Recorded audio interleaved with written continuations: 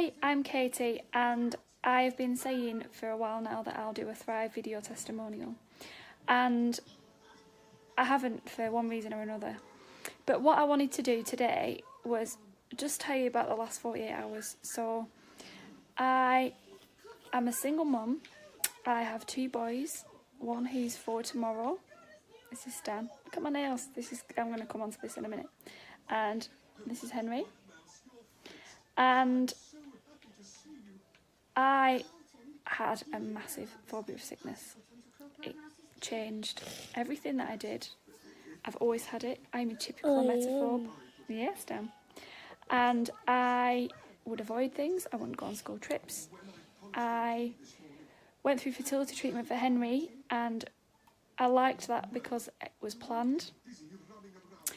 I could counteract any morning sickness with anti-sickness tablets. I felt like I was in control.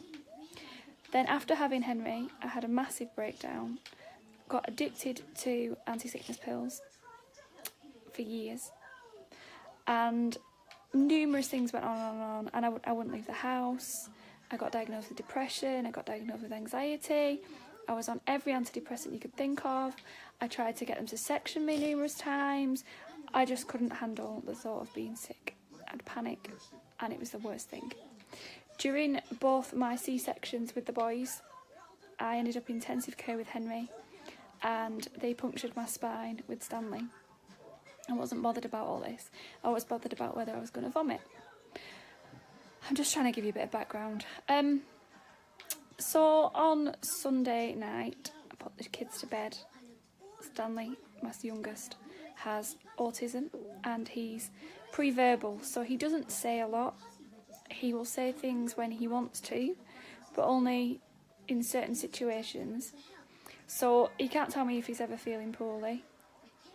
And Sunday night came, he was put to bed, he'd eaten his supper, he was fine, and he was then being sick. And I won't go into it too much because you're probably watching this and you're probably petrified of it. And my initial reaction, I'm not going to lie, after I'd taken his bedding off, was to freak out. And I panicked, and I started hyperventilating, and I started getting worked up and worked up and worked up. And I messaged Rob, and I said, I'm not doing well at this. My son's projectile vomited. I thought I'd nailed this Thrive. You know, I swear by it, I tell everyone about it. And I'm stood in my kitchen hyperventilating, what do I do? And I got a message saying, you just panicked, because it's your instant reaction, and you've not been in that situation yet where you need to kind of put it into practice, I guess. So I've managed all the day-to-day tasks, but actually I've not been sick yet. My children hadn't been sick, and this was a big test. And then when he was sick again, I was calm, worryingly calm. Like, why am I so calm? And the reason I'm doing it now is because he's sat on my knee. We're watching Thomas the Tank. He's still not right. But a few years ago, I'd have gone and slept in the car. I probably wouldn't have come home for a week. I felt like I was failing at a mum. And do I still get them thoughts in my head? I'm like, are you going to catch it? Yeah, I do get them. And I'm not going to lie, you have to work so hard at stopping them. And in my book it says about the dream technique, and I'm so glad I practiced that, because that unhelpful thought can escalate and escalate and escalate and escalate.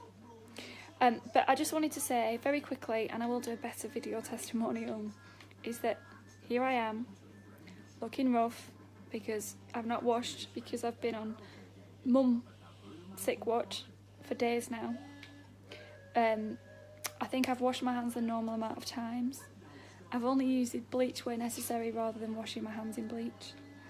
And this poorly pudding gets to have cuddles with his mummy. And as much as I keep thinking, oh, what if this happens, what if this happens, I'm catching that thought so quick now. And yeah, I can't explain, like, filling up now. Just how amazing Thrive has been. Because, see, even Henry's getting involved now. Because he wouldn't have done this. And it made me feel like I couldn't be a mum. Because I couldn't look after them when they needed me. But here I am, being a mum, and I might have not bitten, because I wouldn't have bitten, but picked all my nail varnish off.